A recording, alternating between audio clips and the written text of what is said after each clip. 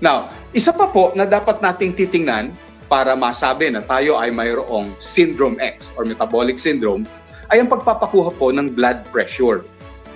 Nasanay na kasi tayo na ang normal daw 120 over 80.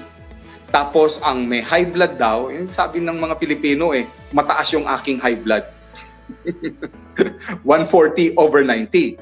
Pero ang binabantayan po ngayon, sabi ng American Heart Association, ewan ko bakit sila ang nagdikta. Ganon din naman ang sinabi ng European Heart Association. Ang dapat nating babantayan, huwag tayong lalampas. Kung tayo ay adult na, meaning nasa mga 35 years old and above, huwag kang lalampas ng 135.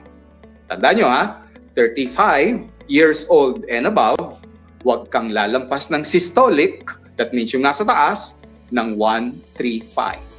Ano yung nasa ilalim dapat? Huwag kang lalampas ng 85. Gets nyo? 135 over 85 should be your maximum when you reach 35 and above. Paano yan, Dok? Talagang mataas blood pressure ko. 150 over 90 o 160 over 100.